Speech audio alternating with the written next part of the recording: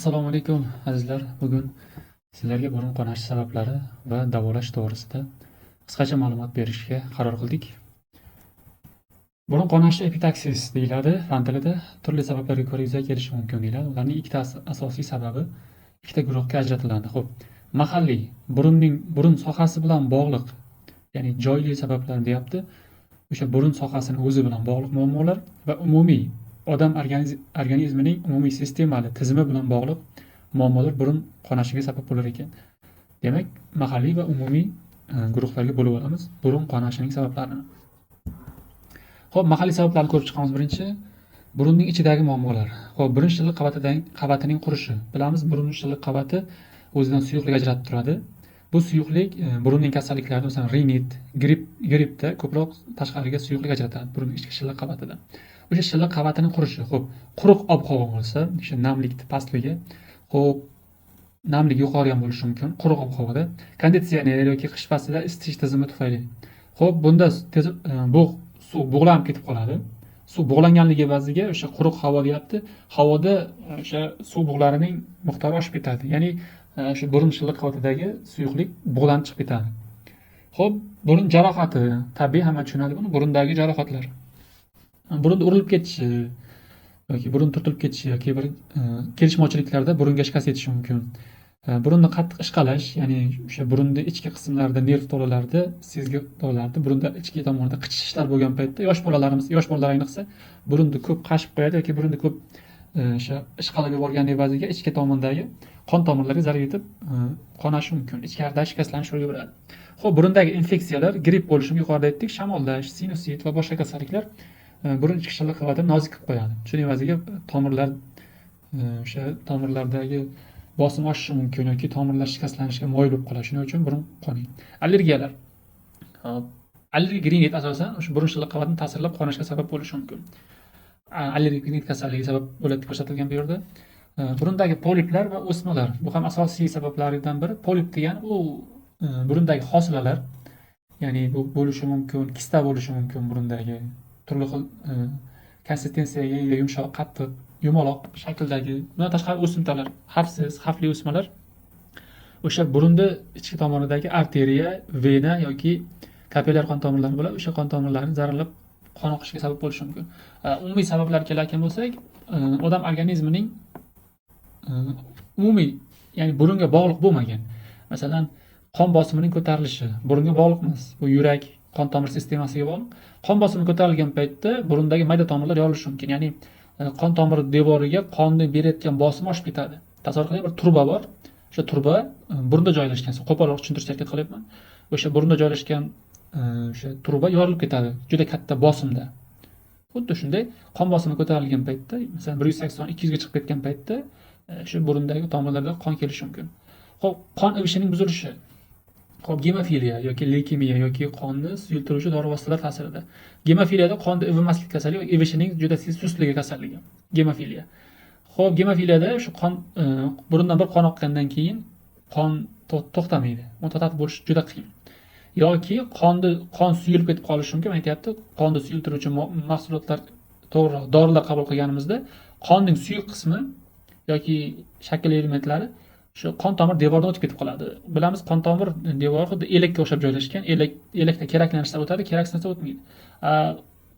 Qon suyulib ketgandan keyin qon tomir devoridan qonni o'zi chiqib ketib qoladi tashqariga. Hech qanaqa zararlanmasa ham chiqib ketib qoladi. Shuning uchun qon ivishi bilan bog'liq muammolarda leykemiya, leykotitlar bilan bog'liq yoki leykoz kasalligi bilan bog'liq qonni shakl elementlari, trombositlar sonining kamayib ketishi, o'sha qonni ivitadigan shakl elementlar kamayishi, vitamin yetishmovchiligi, C va K vitaminlari yetishmovchiligi qon tomirlarini zaiflashtiradi. C vitamin bilamiz, sabzavotlarda, minerallarda bo'ladi, ya'ni o'sha sitrus mevalarda, umuman shu meva zotida C vitamini bo'ladi. Askorbenka ham deyiladi.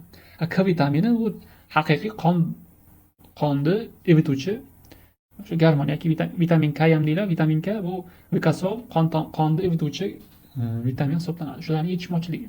Jismoniy zo'riqish yoki stress. Xo'p, jismoniy zo'riqishda qon bosimi oshishi mumkin yoki qattiq zo'riqish yoki stress olgan paytda shu kichik yoki mana shu qon tomir devori yumshoq bo'lgan organlarda asosan faqat burun bo'lishi shart emas. Qayerda qon tomir yupqa bo'ladigan bo'lsa, o'sha yerda katta bosim ko'tarilgan paytda, stress bo'lgan paytda yoki og'ir ish, haddan ziyod og'ir ish, stress organizmda mana shu stress bo'lgan taranglik yuzaga kelgan paytda ham yo'qolib ketishi mumkin. Gormonal o'zgarishlar, xo'p, homiladorlik yoki o'smirlik davrida burun shilliq qavatda kuchli qon bilan ta'minlanib noziklanishi mumkin. Xo'p, homiladorlikda bilamiz, homilador ayollar nafaqat bir o'zi uchun, balki homila uchun ham organizmi ishlashni boshlaydi. Shuning uchun qon bosimi ko'tariladi. Shunaqa paytda aytayapti, burun shilliq qavatida kuchli qon bilan ta'minlanib deyapti. Ya'ni bu yerda tabiiy normada qon bilan ta'minlanish kuchayadi, shuning evaziga burundan qon oqishi kuzatilishi mumkin. Xo'p, qachon shifokorga murojaat qilish kerak? Bu sizlarga albatta bu videoni ko'rib, bu videoni ko'rish orqali sizlarga bu kasallik yoki kasallik emas, bu simptom, bu shu burundan qon oqishi haqida dastlabki ma'lumotlarni berish, sabablarni ochib berish asosiy sababimiz. Davolab tashlash emas. Xo'p, qachon shifokorga murojaat qilish kerak? Agar burundan qon ashi deyapti, 10-15 daqiqadan ko'p davom etaversa, masalan, burun qonagandan keyin 4-5 daqiqada to'xtash kerak aslida. 10 daqiqa, 15 daqiqadan uzoq davom etaversa, tez takrorlansa, kuniga 4-5 marta takrorlanib tursa, qon bosimi yuqori bo'lsa, gipertoniya, qon bosimi yuqori bo'lsa, davleniya deyiladi. Xo'p, qon juda ko'p oqsa va boshqa simptomlar ham kuzatilsa, masalan, bosh aylanishi, holsizlik, rang oqarishi, ba'zan hushdan ketib qolishi mumkin. Ana shunaqa holatlar ketyaptimi, aniq shifokorga murojaat qilish kerak. Asosan birinchi o'rinda otolaringolog degan shifokor bo'ladi. Burun o'sha lor deydi, xalq tilida shu burun, og'iz, tomoq kasalliklari bilan shug'ullanuvchi, quloq kasalliklari bilan shug'ullanuvchi mutaxassis. Birinchi shunga ko'rinib, keyin yanada chuqur o'rganilib, keyin boshqa shifokorlar bilan o'shalar bilan ham davolash mumkin. Xo'p, davolash deganda bu shifokor to'g'risida emas, birinchi burun qonagan paytda biz nima qilishimiz kerak? Xo'p, mana bu rasmda ko'rsatilgan burun qonagan paytda pastga engash kerak. Ko'pincha burunni ko'tarishadi. Mana bunaqa, mana X qilib qo'yibdi, mana shunaqa burunni ko'tarishadi. Yo'q, burunni ko'tarish kerak emas. Burunni pastga qaratish kerak. Sababi mana qon tashqariga chiqib ketish kerak. Bu qonadimi, bo'ldi, orqaga qaytarib bo'lmaydi. Chiqib ketish kerak tashqariga. Bu tepaga ko'taradigan bo'lsak, mana bu yo'l orqali oshqozon ichakka o'tib ketib qolishi mumkin. Oshqozon ichakka o'tib ketib qolib, boshqa kasalliklar yuzaga keltirishi mumkin. Shuning uchun qon oqayotgan paytda pastga qarab turib, burunni mana shu ikki tomondan siqib turish kerak. Ana o'shanda burundan qon oqishi to'xtaydi. Tepaga ko'tarish mumkin emas. Pastga qarab, shu chiqqan qon chiqib ketdi. Pastga qarab to'xtatib turish kerak. Mana o'zi rasmni ko'rsatib turibdi. Xo'p, tez yordam burun qonashini zudlik bilan to'xtatish. Agar burningiz qonaya boshlasa, quyidagilarga amal qiling. Xo'p, to'g'ri holatni tanlang. Boshingizni biroz oldinga egib o'tiring. Yuqorida aytdik, hech qachon boshni orqaga tashlamang. Aks holda qon tomoqqa, oshqozonga oqib tushib, ko'ngilni aynitishi mumkin, qusishga sabab bo'lishi mumkin. Chunki yuqorida aytdik, agar burunni tepaga ko'taradigan bo'lsak, burun qonagan paytda shu oshqozon ichakka o'tib ketib qolib, bizda qusishni yoki ko'ngillanishimizga keltirishi mumkin. Burunni to'g'ri siqish. Burunning yumshoq qismini ikki barmoq bilan 5-10 daqiqa davomida siqib turish kerak. Demak, burunni to'g'ri siqishda aytdik. Xo'p, yumshoq qismini, qattiq joyi bilan yumshoq qismi bilan shu qo'l bilan ushlagan paytimizda sezamiz. O'sha qismini 5-10 daqiqa qisib ushlab turish kerak, siqib ushlab turish kerak. Shu vaqtda nafasni og'iz orqali olish kerak, chunki burun qisilgan paytda burun bilan nafas olish imkonsiz bo'ladi. Sovuq qo'llang deyapti. Xo'p, peshonaga yoki burun ustiga muz yoki sovuq kompress, o'sha biron bir qo'rmachani, biron bir salfetkani namlab o'sha joyga qo'yish kerak. Chunki sovuq qon tomirlarini toraytiradi. Qon tomir toraygandan keyin qon oqishi to'xtaydi. Shu. Xo'p, bizda vaqtimiz tugayapti. Xo'p, qonash tugagandan keyin burunni qattiq qoqmang. Ya'ni burunni shillig'ini qattiq qoqmang yoki burunni chaygan paytda qattiq qoqmang. Bir necha soat davomida og'ir jismoniy harakatlar qilmaslik kerak. Chunki yuqorida aytdik, qattiq kuchangan paytda, qattiq ishlagan paytda ham burundan qon oqishi mumkin ekan. Keyingisi noto'g'ri harakatlar bilan tanishib chiqamiz. Noto'g'ri harakatlar yuqorida qilishimiz kerak bo'lgan to'g'ri holatni saqladik. Boshni oldinga egib turish kerak ekan. Hech qachon orqaga qilish kerak emas. Orqaga qilsa qon tomoqqa o'tib ketib qolib, shu tomoq, oshqozon ichakka o'tib qolib, bizda ko'ngillanishni yuzaga keltirishi mumkin. Xo'p, burunni to'g'ri siqish kerak ekan. Yumshoq joyini 5-10 daqiqa siqib turish kerak ekan. Og'iz orqali nafas olib turish kerak ekan. Sovuq qo'llash kerak ekan. Peshona yoki burunning ustiga muz yoki sovuq suv bilan nam lattalarni qo'yib turishimiz mumkin ekan. Qonash tugagandan keyin burunni qattiq qoqmaslik kerak.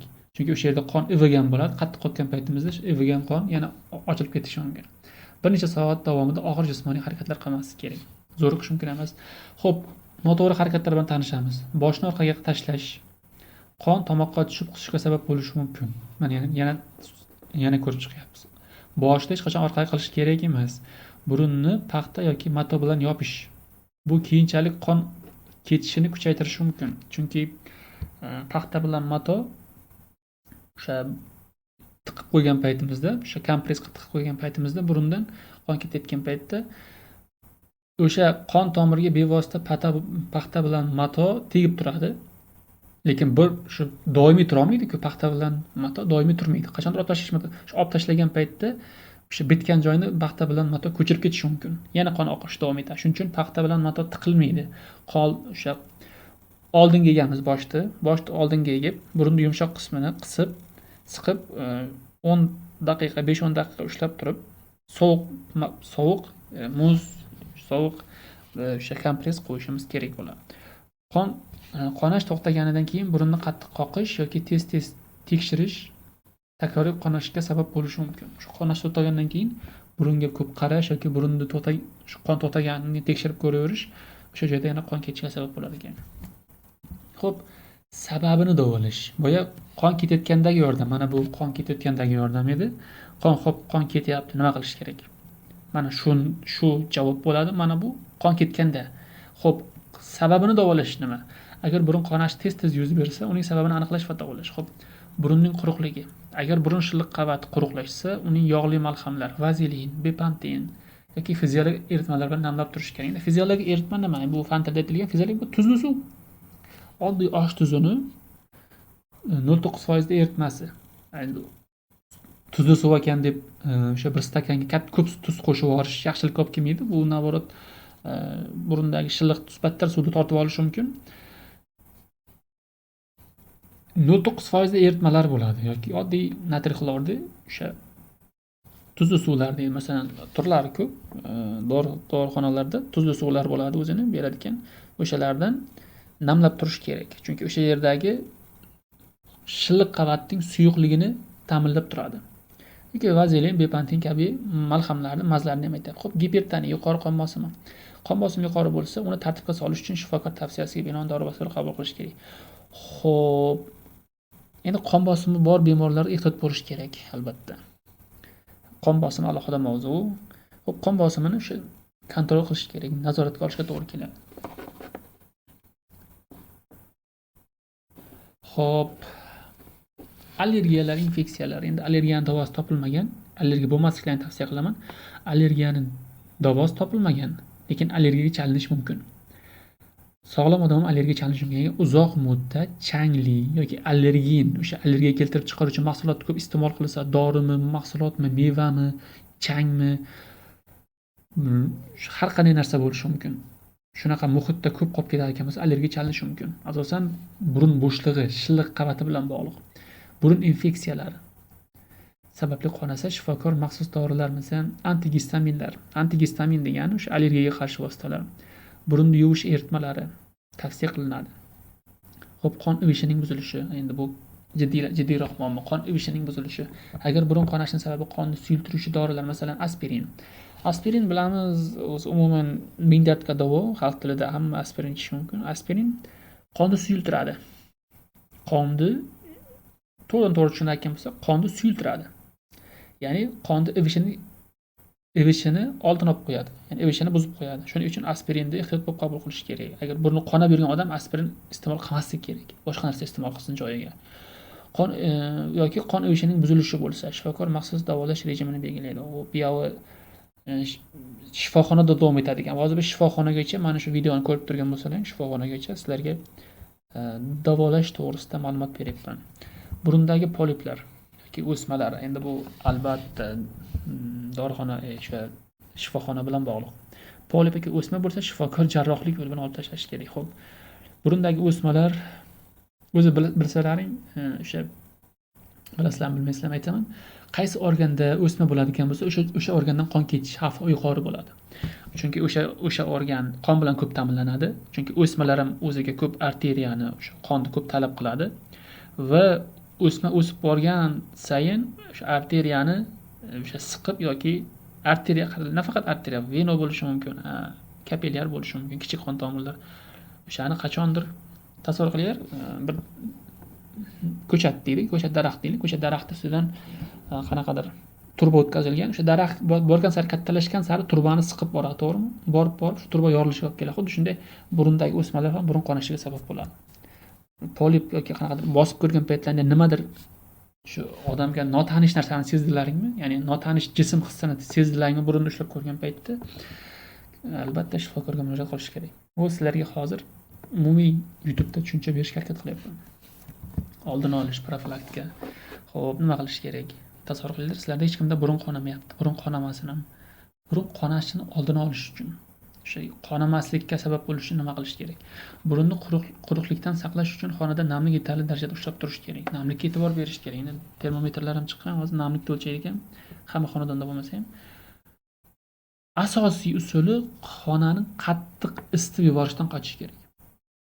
Xona kuchli isitiladigan bo'lsa, organizmdagi juda ko'p, masalan, burun qismimizda, og'iz qismimiz tashqi muhit bilan ochiq organda.